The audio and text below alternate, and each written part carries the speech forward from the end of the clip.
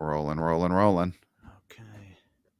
All right, everybody, welcome to BO Boys for Monday, December 11th. F it, it's a raw feed. We're doing it live. I'm Clayton. Yeah, I'm Pat. So Clayton, interesting weekend at the box office. We've already gotten emails, people asking us to do a deep dive to go all the way through the 10 because this top 10 is so interesting.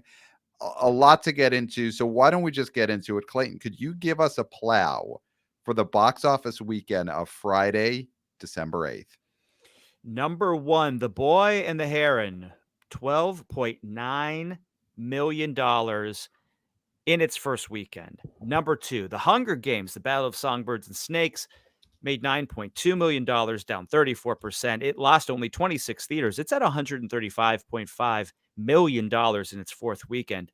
Number three, Godzilla Minus One made $8.5 million, down 25%. It added 232 theaters. It's at $25.5 million in its second weekend.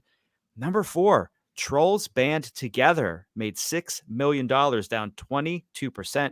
It lost 165 theaters. It's at $82.9 million in its fourth weekend. Number five, Dropping Like a Rock, Renaissance, a film by Beyonce, made $5.4 million, down 75%. It added 3 theaters. It's at $28.5 million in its second weekend. Number six, Wish made $5.3 million, down 31%. It hemorrhaged 490 theaters. It's at $49.4 million in its third weekend. Napoleon made $4.1 million, down 43%. It lost 150 theaters. It's at $53 million in its third weekend. That's at number seven. Number eight, Newbie, Waitress the Musical from Bleecker Street, $3.2 million in its first frame. It must have had some earlier showings because its total right now is 3.9. Number nine, Animal made $2.4 million, down 62%. It lost 68 theaters. It's at $11.7 million in its second weekend. Number 10, The Shift, Angel Studios, $2.1 million, down 51%. It lost 35 theaters. It's at $8.4 million in its second weekend. And that's your top 10. Yeah, very interesting top 10. I mean, a real grab bag here. No blockbusters, but you know, the theaters found a way to make some money this weekend. Uh let's go over some of the odd ones. I'm just going to throw out this Waitress the Musical. So, Mm-hmm. this is a Fathom event. This is a filmed version of the stage play, not a theatrical musical, made for theaters musical. Am I correct in that? This is Yeah, like I they put a camera in the back of a room uh-huh. and just you see the top of some audience members' heads Total and you cam see a job, yeah. yeah, yeah. This is, I believe, Sarah Bareilles doing the lead in Okay, so this. mhm. And yeah, I believe it is what you said it was. Right.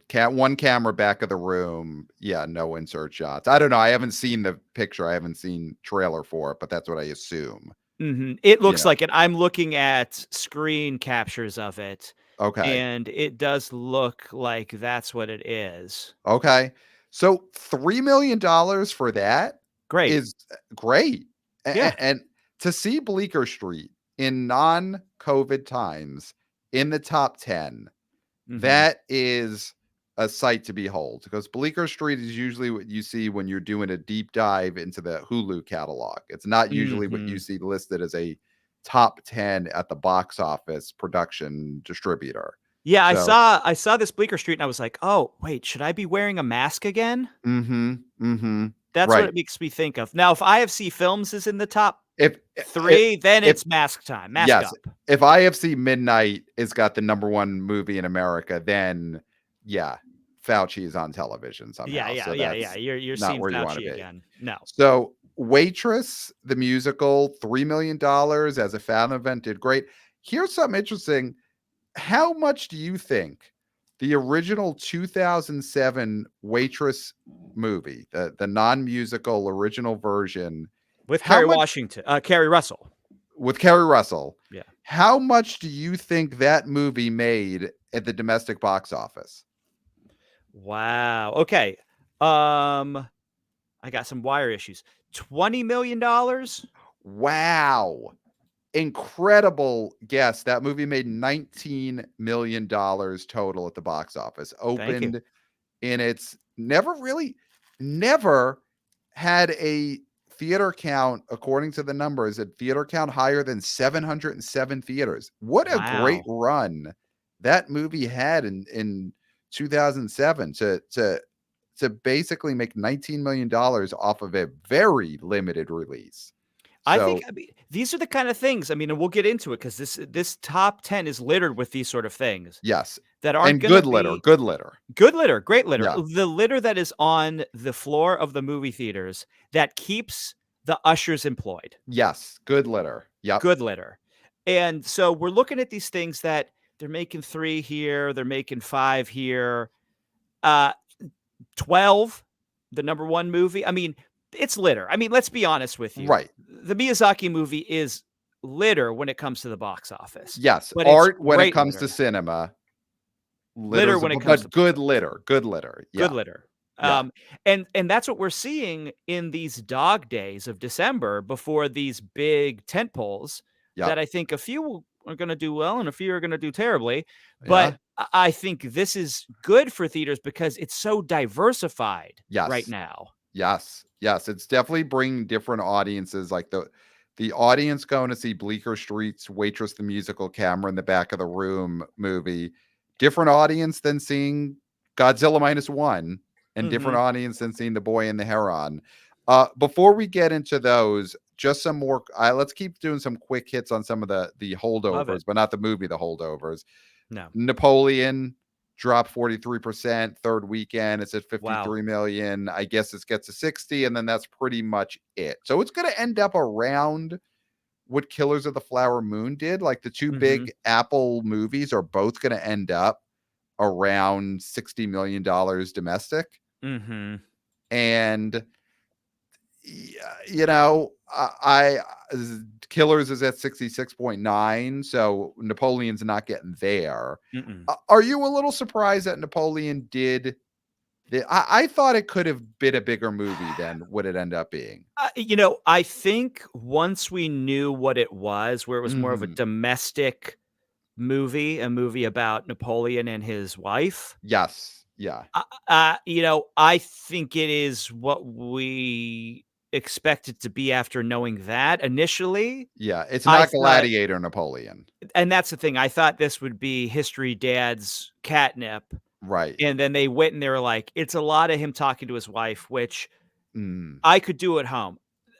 I'm not making any sort of joke, I'm not saying it's Huh. bad conversations, I'm not saying, "Ha men and women, Can't get along, cats can't and get dogs. along," Not that. I'm No. this isn't I'm not, like, thinking that everybody's like the Lockhorns, Right. Right. but I do think there's a level of they were expecting one movie and they got another movie. It'd be like if Ford v Ferrari was all about a guy getting, in arguments with his wife about taking the car out for the weekend. Right. Right. And never got to race it, or only got to race it twice in the whole movie. Which listen, she has a point. I'm not saying she doesn't have a point. She definitely has a point. He's on the road too much. He's on the road too much, right? Yeah. Yeah. But that's not what that movie should be. Right. And I think that's why Napoleon it also it looked like more of a bummer. It had a weird gray tone to it. It Yeah. didn't look Yeah. exciting. And also this works with older people because the Oscars still mean something to them.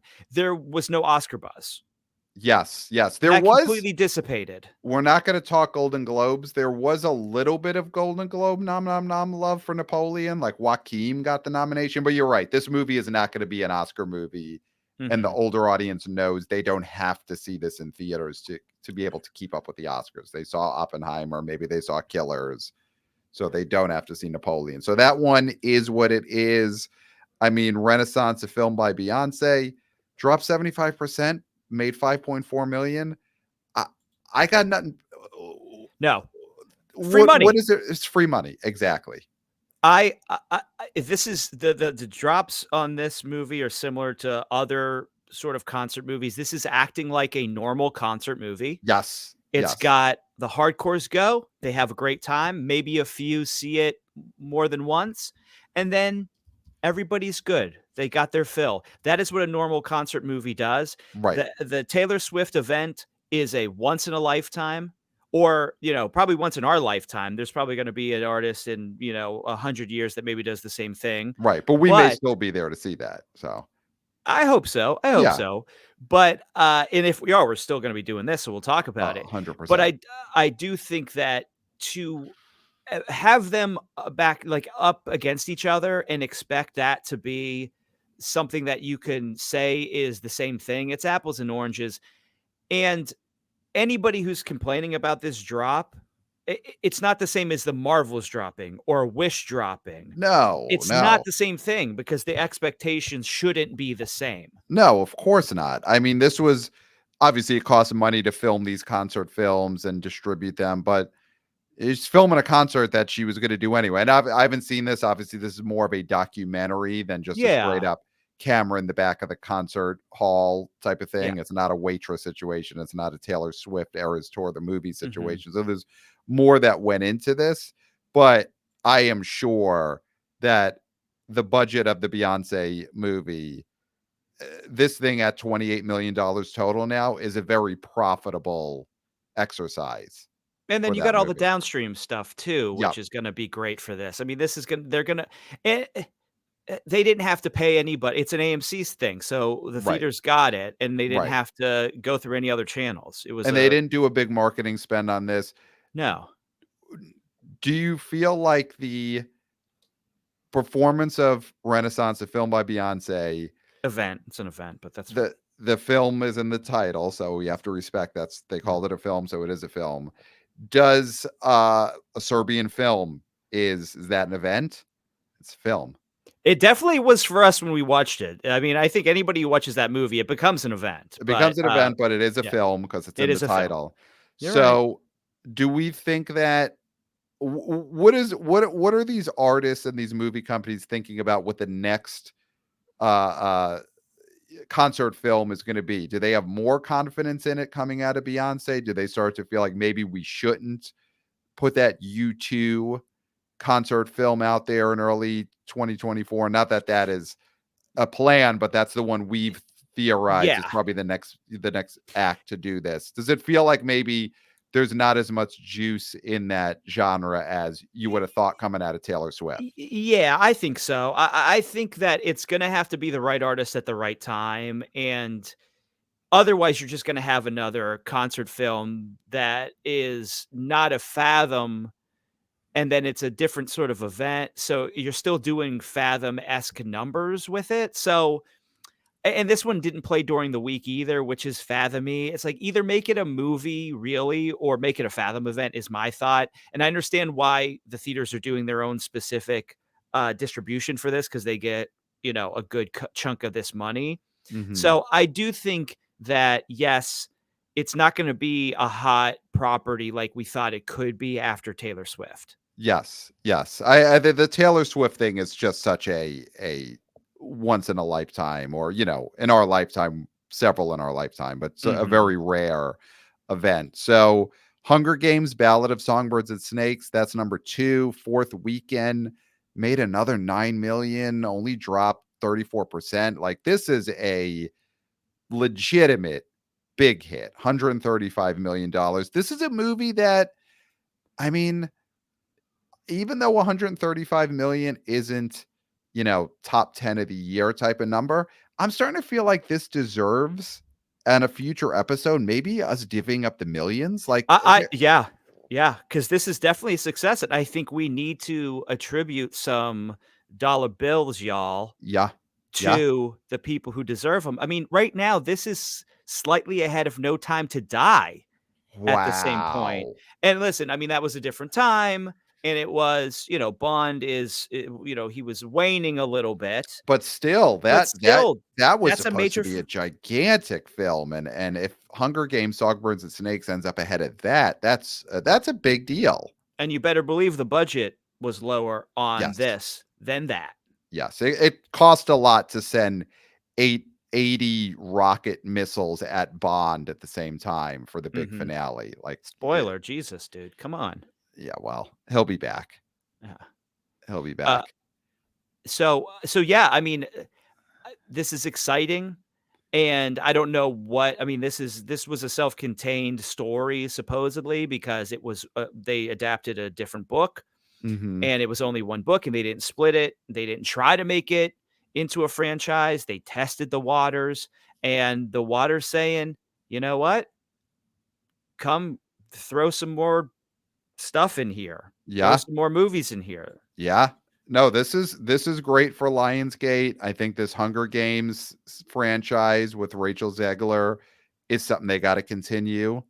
I haven't seen this. I don't know if it's set up in a way that she'd continue being the star, but if not, they got to figure out how to make sure she is, because I think it's clear people liked her in this movie. And you can't budget them the way you did the Jennifer Lawrence movies. Doesn't seem like they'll make that kind of money. Those Jennifer Lawrence movies opened to over Mhm. $100 million, but I think they definitely have a franchise here.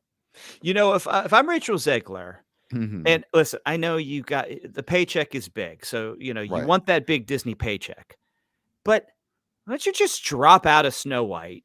Because that movie I mean, Disney is in the crapper, we know this. Yeah.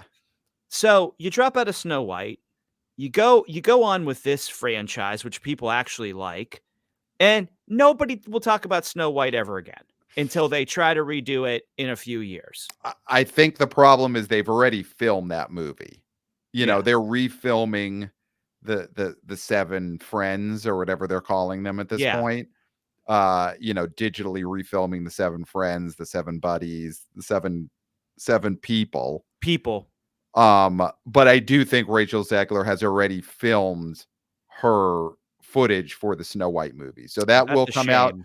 That's a You shame. know, honestly, at this point with these Disney movies, it's almost expected now that that will be a bomb. So should Mhm. that Snow White movies, like with the Hunger Games, overperform, that's a big feather in her cap. And I think if that bombs in a year, it's almost like, or 2 years. I think that movie's coming out 2025. So It is, yeah, she but may be we're at able the to end of film like, 2023. yeah, she may be able to film a couple more Hunger Games movies before that even comes out. So Yes, yes. um let's talk about the top movie at the box office this week, The Yeah. Boy and the Heron. So this is a Miyazaki animated film, a Japanese film, $12.9 million.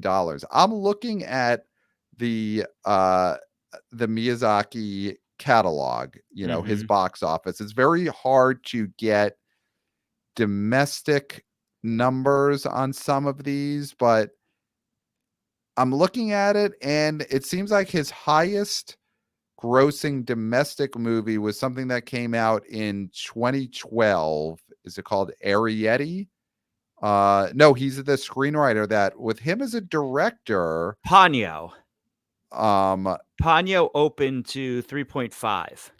okay, what year did that come out? I don't know. Um, and he's got a movie that he directed in 2015 that has no domestic box office. He has a movie directed, The Wind Rises, in 2014 that the domestic total is listed as 5 million. So, I Ponyo mean, was 2008 supposedly. 2008. Okay.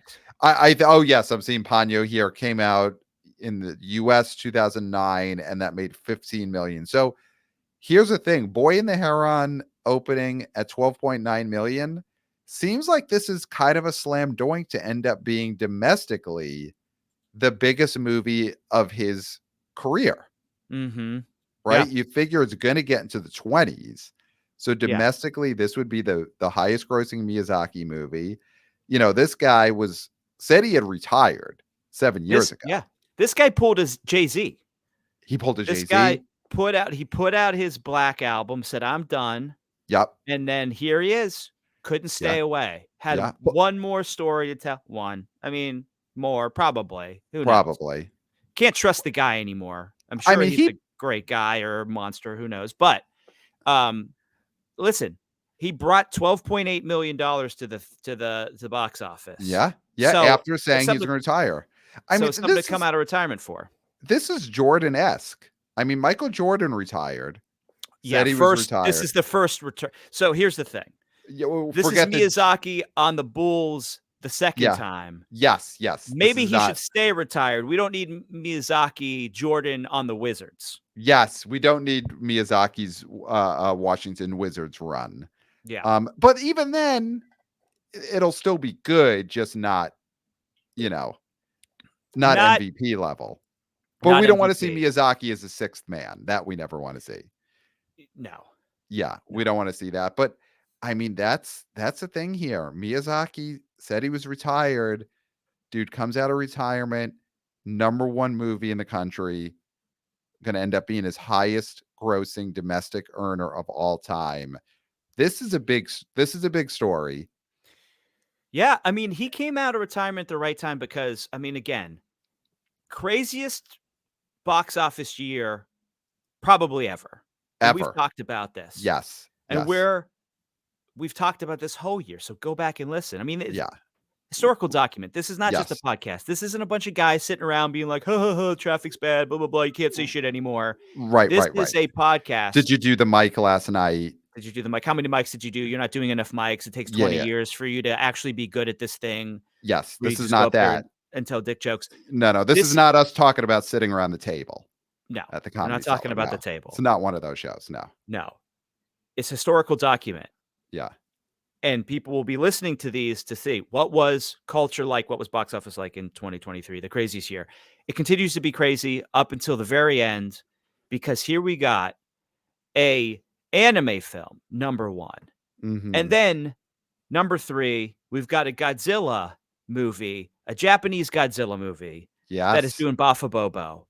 And this is a turning point. Again, I've said this, and I have rung this bell about adult animation. Mm-hmm. It is here. It is coming. Mm-hmm. That we are going to see more adult animation. We're going to see, and in Mendelssohn's great newsletter. Yes. Must subscribe. Yep. Must pay for. Yes. We pay for it gladly. The outside scoop. And I know, here's the thing. I never had to pay before, blah, blah, blah. Nobody's owned a living or anything like that. People say that. I'm sorry. If you're listening to the BO Boys and you're a fan of box office and you love Scott Mendelsohn, you do owe him a living. Yes. We for everything he gave alive. You. Yeah. If you can't spend $50 to get in your mailbox pure uncut Mendelsohn. Yeah. And that's a year. That's a year. That's $50. A year of that's uncut amazing. Mendelsohn talking about what he loves, which is box office. Okay. The big daddy of box office. Yeah. If you can't spend $50, I want you to send an itemized list of what you would spend that $50 on. Mm-hmm. What are you wasting that $50 on that you can't pony up and give Mendelsohn a great living? Yes. And it's not charity. You're not giving it. It's a charity. You're getting these nuggets. All right. Yeah. And one of the nuggets, and we're not going to give away all the nuggets, right? Because he's you got to pay for them. You got to pay for those nuggets. But he's saying this influence of anime and manga is coming, and it's going to be new to so many people. Yep. And there's going to be the hardcores who already know about it. And when it starts coming into other sorts of films, people are going to act like, oh my gosh, this is so new. And all the old heads are going to be like, wow, this was blah, blah, blah, blah, blah, Attack on Titan, whatever.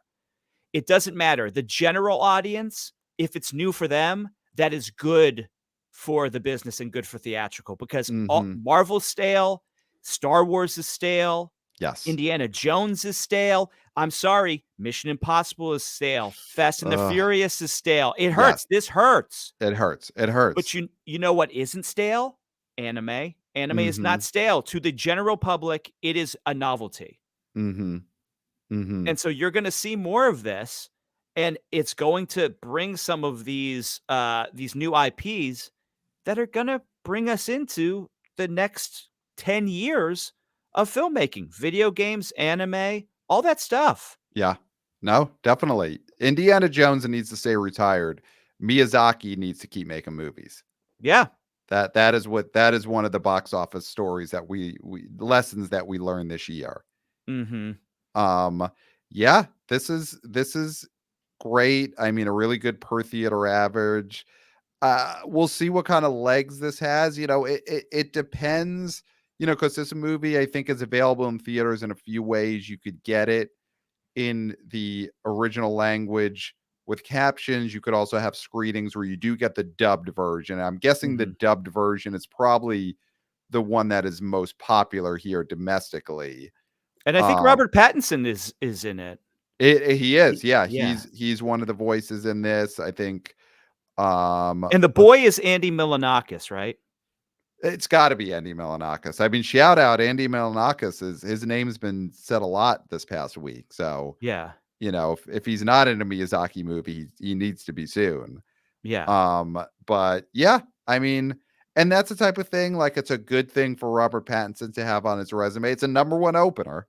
He gets that credit when you look up Robert Pattinson on the numbers or Box Office Mojo. Like, it's a number one opener for him. You can't take that That's away. No. So yeah, it'll be curious to see how this does in the coming weeks. Whether it does start to catch on just as a kids family movie I mean, I to do some think there degree is. at this level. Obviously, I don't see Yeah. this movie having such a surge where it, next week only drops 30%. Like, I think it's going to Yeah. drop, but it could be a family choice in the next few weeks until, because what are the big ones? Well, Well, I mean, Wonka's gonna I blow the just doors off. Wonka's gonna blow I the doors off. You're that's right. my thing. I think this is the week in the sun for The Boy and the Heron and Miyazaki, and Yeah, then here comes Wonka stomping its way through. yeah, I definitely. really feel like, I mean, already it's, it's at 43 worldwide, had a Yep. nice opening. Buzz is very good, tracking is very good on this. I mean, this thing's gonna play through the holidays, so it's gonna take a tumble. Mhm. Does it take a Beyonce type tumble? Who knows? Even if it does, doesn't matter. Still a success. Right, Still a right. success. Well, the This the thing thing dropped is, 75, still a success. yeah, I mean, the thing is, this movie has always been meant to make its bones worldwide. It's already made $74 million outside of North Mhm. America. Yeah. So this movie's gonna get over $100 million worldwide pretty easily. So that Boy and the Heron is a hit. The Yeah, we're domestic money is almost icing on the cake. The cake yeah, is the international money. we're the gravy, as I like to Yep. say, Mhm. because I like things savory when I talk about box office. So, Got it. but yeah, so we're the gravy, and that's Yeah. fine. Yeah. If it's keeping theaters afloat, you don't always have to be the The meat and turkey. potatoes Yep. or the turkey. You can be the gravy. Yeah. Definitely. Well, I mean, internationally, Japan also brought us Godzilla for a second week in a row, and Godzilla minus one. There was some thought, and I think if The Boy and the Heron didn't exist, this might have happened, where Godzilla minus one may have ended up being the number one movie this weekend. I think there is some crossover amongst those audiences, probably a lot of younger audiences Agreed. that are, more open to international movies. So if The Boy and the Heron didn't exist, I could see Godzilla having gotten to, you know, double digits this weekend, getting, Mhm. 11, 12 million being number one. But even said, a 25% drop in its second weekend. This is a great run for this Godzilla Mhm. movie. Oh, 100%. It's yeah, this is great, and these sort of things are popping up when we need them. Yeah. I'm gonna throw this at you, Clayton, because in the past, when we've Yeah. talked these, I don't know they're not the monster verse, because that was the universal monsters, but these uh the Godzilla King Kong universe, the Yeah. Mothraverse, whatever they're calling it. You've always been very clear that King Kong is the star and Godzilla has been the little brother. You know, Domestically. well, domestically, yeah. Yeah. And King Kong is the draw. That's the reason that Kong v Godzilla movie in spring of 2021 did so well. It's all King Kong. now that we're seeing Godzilla on his own, -1, minus King Kong, like the title is basically telling you that one that's not there, that's King Kong. That's Kong. And he's doing great. 25% drop in the second weekend. Is Godzilla's box office star on the rise? I love that you are asking me this Mhm. because I think there's some confusion as to what my take on this is. Okay. My take on this is in America, the filmmakers don't have a good grip on Godzilla. Hmm. American filmmakers, when they do Godzilla movies, they are not great. Mhm. They have a grip on Kong. Kong is good. Kong is great. They know how to do Kong. Kong is a very American sort of star. They know how to do a Kong movie. Internationally, obviously, Godzilla originated somewhere else. They have a grip on Godzilla. They know what makes a great Godzilla movie. And so, what needs to happen is combining of forces, right? Mm.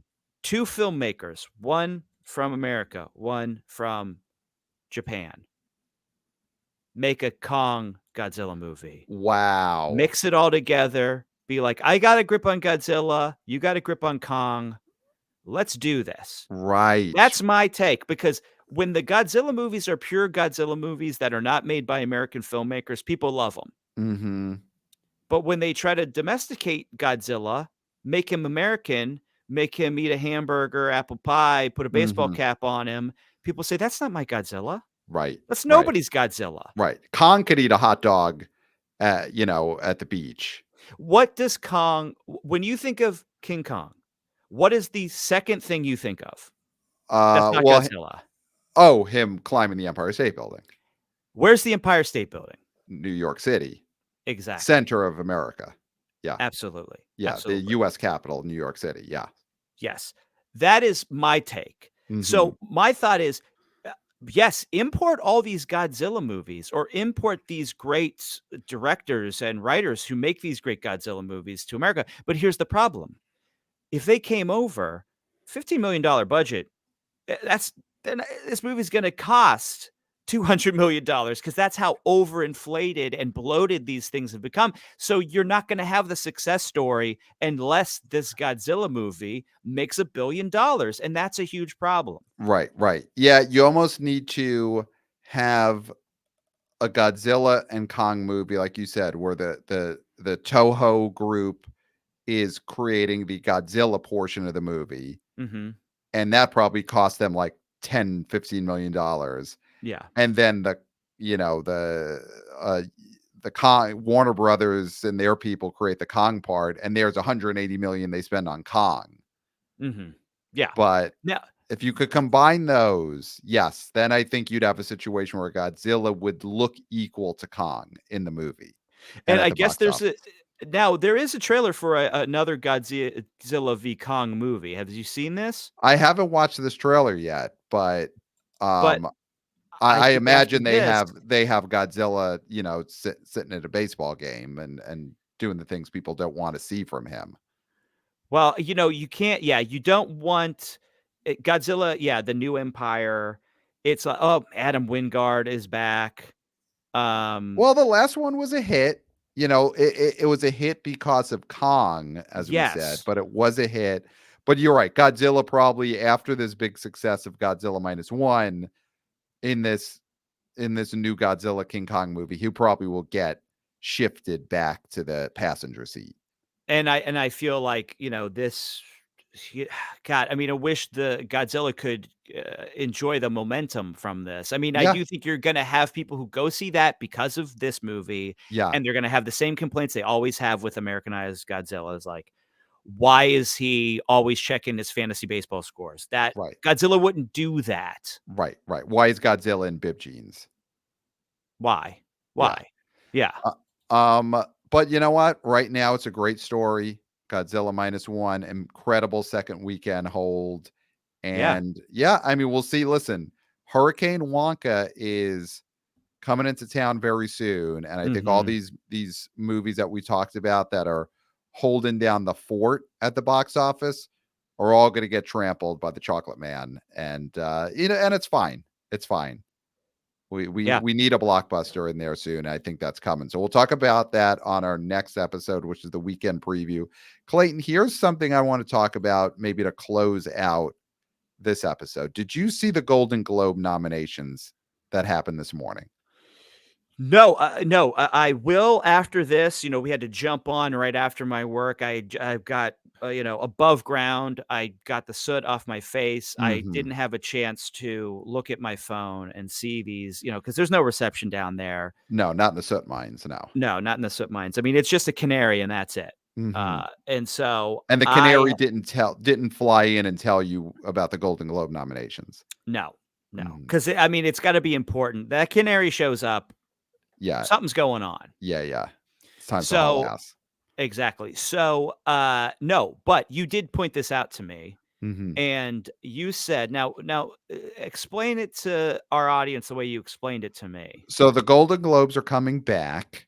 They're going to be on CBS this year. All the nominations came out. We're not going to go through the regular nominations. Just as there's a new category that they have created, and I guess their attempt to trick people into watching the telecast on Mhm. CBS. I mean, that's kind of what this is.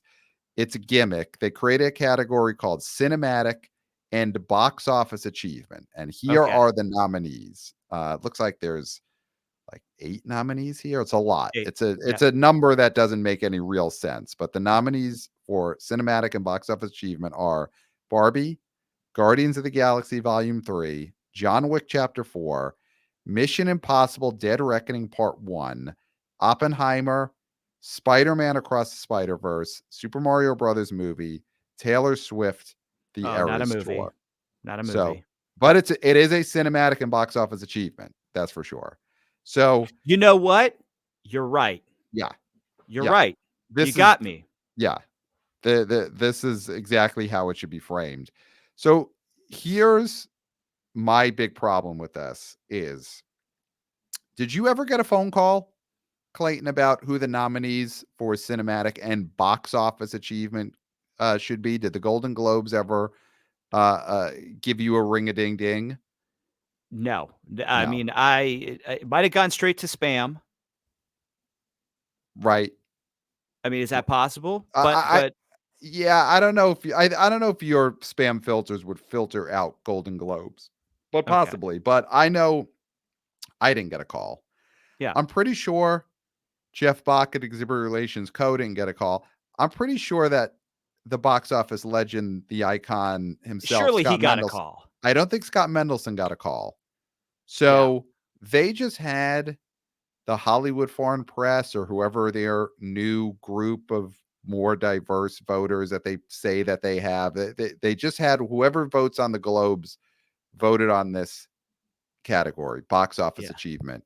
Didn't consult the BO Boys, Scott Mendelson, Jeff Bach, none of the people who should be the ones who tell you who were the box office achievements of the year. Yeah. And, And what's the look, criteria here? Because is it just purely box office, or does there have to be an element of exceptional, artistry to it? right, or a box office story, because if you look at these nominees, Yes. I get it with a few of these. I mean, I do not understand Mission Impossible Dead Reckoning Part No. 1 at all, other than Underachievement.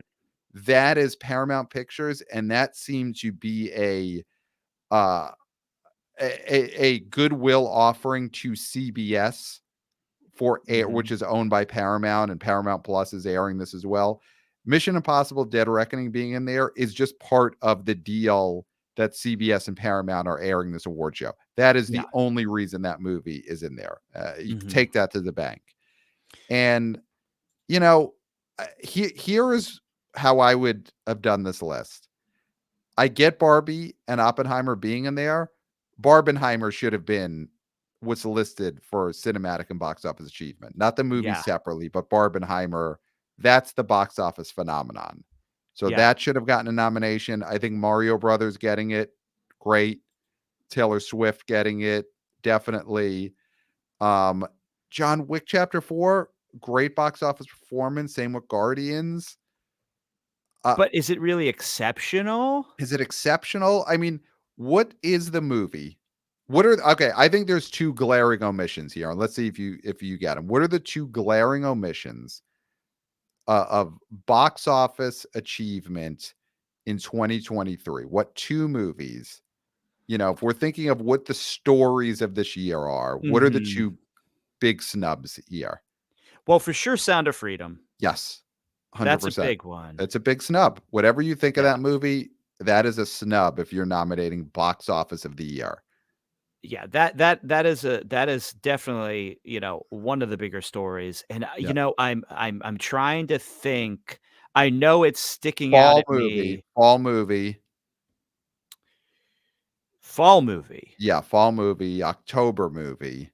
Oh, and it just happened. Yeah. Oh, it was Shocktober, so it Yeah. had to Ow, oh, oh, ow, oh, ow, ow. oh, Five Yeah, Nights at at Freddy's. Freddy's, yes. If Yeah. the Golden Globes were gonna be taken seriously in Mhm. any way, which they've blown that credibility now. Yeah. If they were gonna be taken seriously with this new box office category, your 5, because there should always be 5 nominees, your 5 Yes. nominees should have been Barbenheimer, Super Mario Brothers movie, Taylor Swift: The Eras Tour, Sound of Freedom, Five Nights at Freddy's. Those are your Yes. 5 nominees for box office achievement of the year. If you had Mhm. called the BO Boys, Jeff Bach, Scott Mendelson, put us together in a room, those would be the 5 movies we would have come out of that room with. And we wouldn't have a scar on us. We wouldn't have fought at all. No. No. As long as there was enough muffins, we would have been good. Yep. No. One apiece. One apiece. One One apiece. apiece. I'm not And asking if for there's an 2 extra one, muffins we would have apiece. split it 4 ways. Of course. Of Of course. course. So I think, it's a lot to go through on those Golden Globe nominations. Maybe we'll do that down the road on a BO after BO Yeah, exclusive for which will YouTube. Which they will be coming back. They will be coming yes, back. yeah, they were on a little bit of an injury hiatus, but we'll be getting to those soon. Um, yeah, so we'll get to those other Golden Globe nominations on a show like that. But I think that is the big story for these Golden Globes trying to create a box office categories. They totally fumbled it in year one, and they've lost all credibility. It was a bit of a stumble. It was a bit of a stumble. So, Clayton, of course, we didn't get to emails here. We'll get to them on the weekend preview episode because we got a lot of great emails that we Mhm. love, and we'll be getting to them. Keep sending the BO Boys podcast at gmail.com. We love getting your emails, boots on the ground. We're going to go through a bunch of emails on the next episode, which is our preview Mhm. episode for Wonka. So if you have predictions for Wonka weekend, the BO Boys podcast at gmail.com. Of course, subscribe to the YouTube channel. We will be getting back to web exclusives after BO. That content will be coming very soon, fast and furious. So Mhm. subscribe to the YouTube channel, 5 stars on Apple Podcasts. Follow us on the social medias. Of course, wannabe senior intern Christopher's killing it with the clips over on Twitter X, over on TikTok, over on YouTube. So he's killing it there. And of course, wannabe junior intern Jack just writing up a storm over at the BO Boys Substack. The BO Boys Substack, of course, is free. You get every Jack written article up there. You just by subscribing, goes right to your email box. But then, of course, also you got to subscribe to Scott Mendelson's Substack, which is what is that called again, Clayton? So his Substack is called The Outside Scoop. The Outside Scoop. The BO Boys are paid subscribers, and you should be too. Subscribe to The Outside Scoop from Scott Mendelson. And yeah, Clayton, I think we've done it. We definitely did it, Pat. I don't think there's anything left to say No. except for until next time. We'll We'll smell smell you you at at the the box box office. office. Nailed it.